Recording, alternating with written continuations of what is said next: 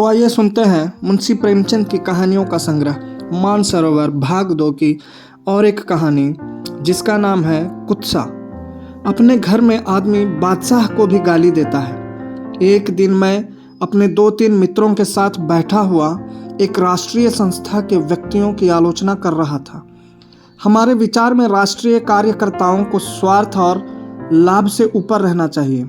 ऊंचा और पवित्र आदर्श सामने रखकर ही राष्ट्र की सच्ची सेवा की जा सकती है। कई व्यक्तियों के आचरण ने हमें क्षुब्ध कर दिया था और हम इस समय बैठे अपने दिल का गुबार निकाल रहे थे।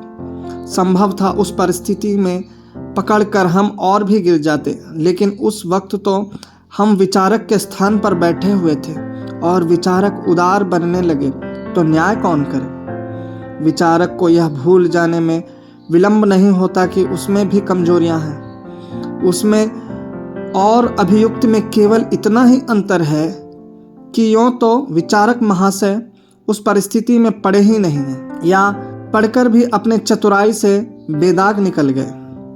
पद्मा देवी ने कहा, महाशय का काम तो बड़े उत्साह से करते हैं, लेकिन अगर हिसाब देखा जाए तो उनके जिम्मे 1000 से कम न निकलेगा। उर्मिला देवी बोली, खैर क को तो क्षमा किया जा सकता है, उसके बाल बच्चे हैं, आखिर उनका पालन पोषण कैसे करें।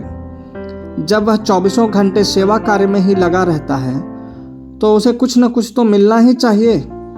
उस योग्यता का आदमी 500 वेतन पर भी न मिलता। अगर इस साल भर में उसने 1000 खर्च कर डाला तो बहुत नहीं है। महाशय खा तो बहुत निहंग है, जोरू न जाता अल्लाह मियाँ से नाता, पर उनके जिम्मे भी 1000 से कम न होंगे। किसी को क्या अधिकार है कि वह गरीबों का धन मोटर की सवारी और यार दोस्तों की दावत में उड़ा दे। श्यामा देवी उद्दंड होकर बोली, महाशय ग को इसका जवाब देना पड़ेगा। भाई साहब यूं बचकर नहीं निकल सकते।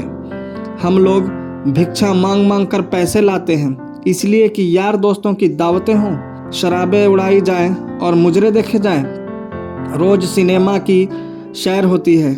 गरीबों का धन यूं उड़ाने के लिए नहीं है। यहाँ पाई पाई का लेखा समझना पड़ेगा। मैं भरी सभा में रगे दूंगी।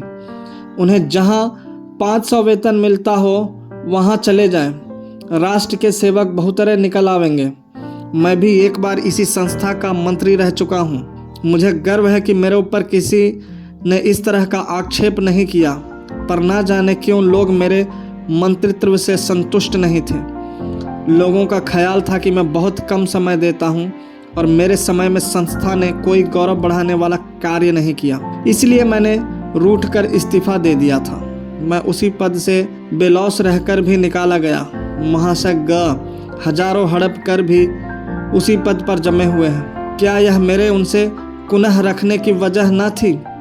मैं चतुर खिलाड़ी की भांति खुद तो कुछ न करना चाहता था, किंतु पर्दे की आड़ में से रस्सी खींचता रहता था। मैंने रदा जमाया।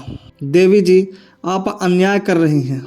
महाशय ग से ज़्यादा दिलेर और उर्मिला ने मेरी बात काट कर कहा, मैं ऐसे आदमी को दिलेर नहीं कहती जो छिपकर जनता के रुपए से शराब पिए। जिन शराब की दुकानों पर हम धरना देने जाते थे उन्हीं दुकानों से उनके लिए शराब आती थी। इससे बढ़कर बेवफाई और क्या हो सकती है। मैं ऐसे आदमी को देशद्रोही कहती हूँ।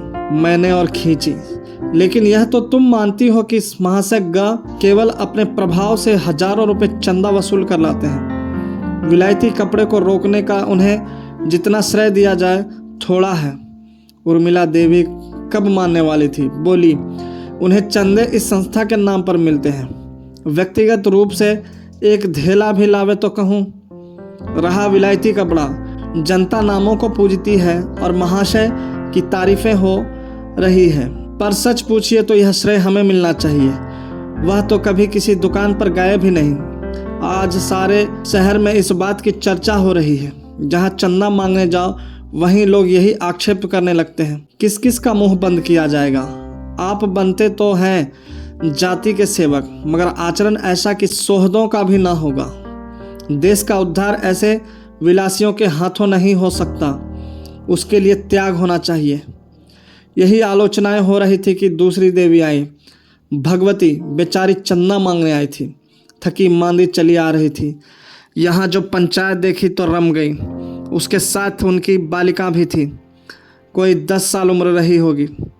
इन कामों में बराबर रहती थी। उसे जोर की भूख लगी हुई थी। घर की कुंजी भी भगवती देवी के पास थी। पति देव दफ्तर से आ गए होंगे, घर का खुलना भी जरूरी था, इसलिए मैंने बालिका को उसके घर पहुंचाने की सेवा स्वीकार की। कुछ दूर चलकर बालिका ने कहा, आपको मालूम है महाशय ग शराब पीते हैं। मैं इस आक्षेप का समर्थन न कर सका। भोली भाली बालिका के हृदय में कटुता, द्वेष और प्रपंच का विष बोना मेरे ईर्ष्यालु प्रकृति को भी रुचिकर ना जान पड़ा। जहाँ कोमलता का सारल्य, विश्वास और माधुर्य का राज्य होना चाहिए, वहाँ कुत्सा और क्षुद्रता का मर्यादित होना कौन पसंद करेगा? देवता के गले में कांटों की माला कौन पहनाएगा? मैंने पूछा, तुमसे किसने कहा कि महाशय ग शराब पीते हैं? वह पीते ही हैं, आप क्या जाने? तुम्हें कैसे मालूम हुआ? सारे शहर के लोग कह रहे हैं। शहर वाले झूठ बोल रहे हैं। बालिका ने मेरी ओर अविश्वास की आंखों से देखा। शायद वह समझी मैं भी महाशय ग के ही भाई बंदों में से हूँ। आप कह सकते हैं महाशय ग शराब नहीं पीते।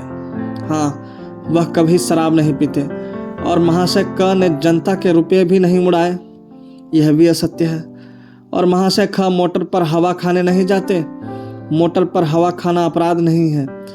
अपराध नहीं है राजाओं के लिए, रईसों के लिए, अफसरों के लिए जो जनता का खून चूसते हैं, देशभक्ति का दम भरने वालों के लिए वह बहुत बड़ा अपराध है। लेकिन यह तो सोचो, इन लोगों को कितना दौड़ना पड़ता है। पैदल कहाँ तक दौड़े?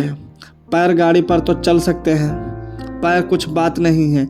ये लोग शान दिखाना चाहते हैं, पर कुछ बात नहीं है। ये लोग शान दिखाना चाहते हैं, जिससे लोग समझे कि यह भी बहुत बड़े आदमी हैं। हमारी संस्था गरीबों की संस्था है। यहाँ मोटर पर उसी वक्त बैठना चाहिए जब और किसी तरह काम ही न चल सके, और शराबियों के लिए तो यहाँ स्थान न होना चाहिए। आप तो चंदे मांगने जाते नहीं। हमें कितना लज्जित होना पड़ता है, आपको क्या मालूम? मैंने गंभीर होकर कहा, तुम्हें लोगों से कह देना चाहिए, यह सरासर गलत है। हम और तुम इस संस्था के शुभचिंतक हैं। हमें अपने कार्यकर्ताओं का अपमान करना उचित नहीं। हमें तो इतना ही देखना चाहिए कि वे हमारी कितनी सेवा करते हैं। मैं यह नहीं कहता कि क ख ग में बुराइयां नहीं हैं। संसार में ऐसा कौन है जिसमें बुराइयां ना हो? लेकिन बुराइयों के मुकाबले में उनमें गुण कितने हैं, यह तो देखो। हम सभी स्वार्थ पर जान देते हैं, मकान बनाते हैं, जायदाद खरीदते हैं, और कुछ नहीं तो आराम से घर में सोते हैं। ये बेचारे 24 घंटे देश हित की फिक्र में डूबे रहते हैं। तीनों ही साल भर की सजा काटकर कई महीने हुए लौटे हैं।